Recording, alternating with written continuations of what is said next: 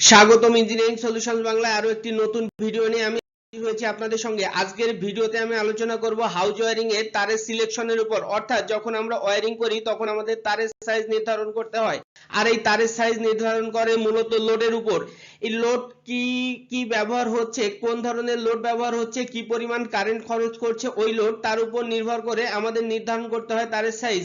সাধারণত লোড হিসেবে আমরা ফ্যান, লাইট, ফ্লোরোসেন্ট ল্যাম্প বা tube light, refrigerator, geyser, rice cooker, curry cooker, food mixer, blender, hair dryer ইত্যাদি কিন্তু আমরা ব্যবহার করে থাকি। আর এই লোডের উপরে নির্ভর করে আমাদের তারের সাইজ নির্ধারণ করতে হয়। তারের সাইজ নির্ধারণ করা যেহেতু এটি একটি টেকনিক্যাল পার্ট, টেকনিক্যাল পারসন ছাড়া কিন্তু এটা নির্ধারণ করা বেশ কষ্টসাধ্য ব্যাপার।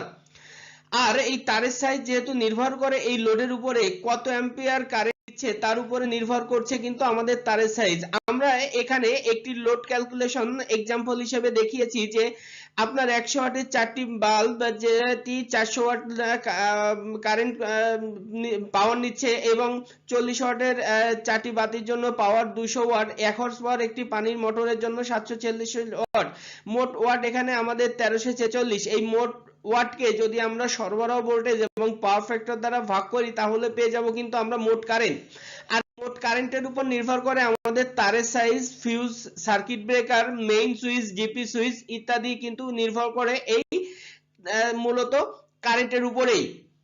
যেহেতু আমাদের তারটি মূলত ওয়্যারিং করার কাজে ব্যবহার করা হয়, তাই আমরা যদি প্রকৃত তারের সাইজ না বের করতে পারি তাহলে কিন্তু আমাদের বেশ সেটি কষ্টসাধ্য এবং খরচের ব্যাপার হয়ে দাঁড়ায়। কারণ আমরা বর্তমানে ওয়্যারিং হিসেবে বেশিরভাগ ক্ষেত্রে করে থাকি concealed conduit wiring. Concealed conduit wiring under plaster wiring, যেটি লুকায়িত থাকে প্লাস্টারের নিচে, আমরা সহজে চোখে দেখতে পাই না। আর এখানে ওয়্যারিং এ যদি কোনো ধরনের সমস্যা হয় সেটি শনাক্ত করা এবং শনাক্ত করে এটির সমাধান করা কিন্তু বেশ কষ্টসাধ্য। তাই ওয়্যারিং এর ক্ষেত্রে আমাদের প্রকৃত তারের সাইজ নির্ধারণ করতে হবে। দেখেন, আমরা যদি প্রকৃত তারের সাইজ না ব্যবহার করতে পারি, আমরা যদি তার আন্ডার সাইজ তার ব্যবহার করি তাহলে সেটি আস্তে আস্তে অতিরিক্ত কারেন্ট প্রবাহের ফলে গরম হবে, গরম হতে হতে একটা নির্দিষ্ট সময় পর শর্ট সার্কিট হবে এবং বার্নিং হওয়ারও সম্ভাবনা থেকে যায়, যেটি আমাদের একদিকে যেমন সময়ের অপচয় হয় ত্রুটিটি নির্ণয় করার জন্য এবং সেটি পুনরায় স্থাপনের করার জন্য আমাদের ব্যয় করতে হয় প্রচুর পরিমাণে অর্থ। এখানে আমরা তারের কারেন্ট ক্যাপাসিটি উল্লেখ করেছি যে কত আরএম তার কি পরিমাণ কারেন্ট নেয়, যেটি জানা থাকলে আপনাদের ওয়্যারিং করতে অনেক সহজ হবে।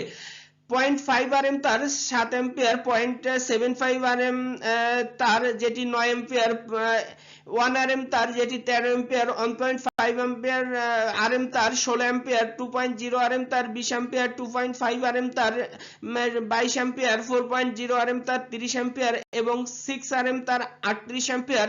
সর্বশেষ আমাদের হাউস ওয়্যারিং এর ক্ষেত্রে সর্বোচ্চ বেশিরভাগ ক্ষেত্রে এই 10 আরএম এর উপরে তার খুব একটা ব্যবহার করা হয় না। এই 10 আরএম তার কারেন্ট নেয় 12 অ্যাম্পিয়ার। এখন আমরা তার যে কারেন্ট রেটিং বা কারেন্ট রেটিং এর উপর ভিত্তি করে আমরা বিভিন্ন জায়গায় বিভিন্ন ধরনের বা বিভিন্ন সাইজের তার আমাদের ব্যবহার করতে হয়, সেটি লোড থেকে সুইচ বোর্ড পর্যন্ত বা মিটার থেকে এমডিবি পর্যন্ত, এমডিবি থেকে সুইচ বোর্ড পর্যন্ত।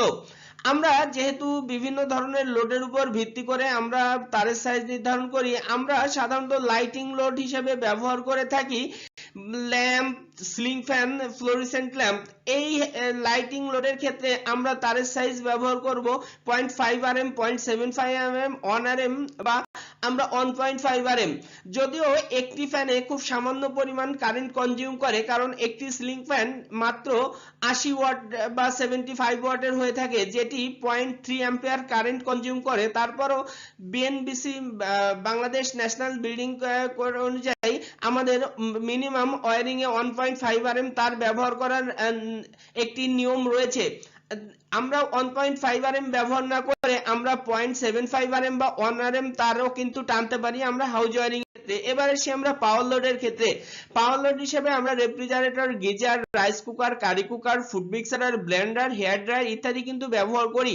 এই আমরা পাওয়ার লোডের ক্ষেত্রে আমরা 2.0 আরএম থেকে 2.5 আরএম, অর্থাৎ আমরা যদি এক টনের একটি এসি ব্যবহার করি তাও কিন্তু আমরা এই 2.5 আরএম বা 2 আরএম তার ব্যবহার করলে আমাদের হয়ে যাবে।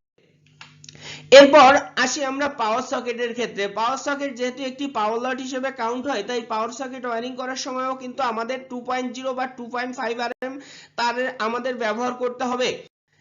আমরা যখন আর্থিন কানেক্ট করব, আর্থিন কানেক্ট করার সময় আর্থ ওয়্যার বা আর্থ কন্টিনিউটি ওয়্যার ইসিসি সেটি আমরা বিএনবিসি রুল অনুযায়ী মূল যে পাওয়ার তার বা ফেজ তার অর্ধেক সাইজ, সেই হিসাবে যদি আমরা ব্যবহার করি তাহলে আমরা 2 আরই বা 1.0 আরইও কিন্তু আমরা ব্যবহার করতে পারি। অর্থাৎ আমরা যখন এই ইসিসি বা আর্থ কন্টিনিউটি ওয়্যার বা আর্থিং তার আমরা ব্যবহার করব, সেটা 1.0 আরই বা 2.0 আরই।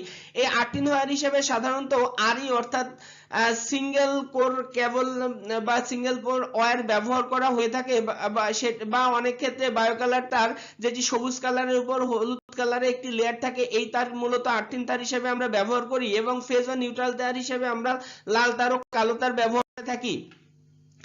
আমরা ওয়্যারিং যখন করছি, ওয়্যারিং করার সময় আমাদের মেইন সুইচ থেকে মিটার পর্যন্ত, অর্থাৎ মিটার থেকে এসে আমাদের এমডিবি পর্যন্ত আমরা হাউস ওয়্যারিং এর ক্ষেত্রে 4.0 আরএম তার ব্যবহার করার নিয়ম রয়েছে, এবং এই এমডিবি থেকে সুইচ বোর্ড পর্যন্ত বা এসডিবি থেকে সুইচ বোর্ড পর্যন্ত আমরা ব্যবহার করব 2.0 আরএম তার।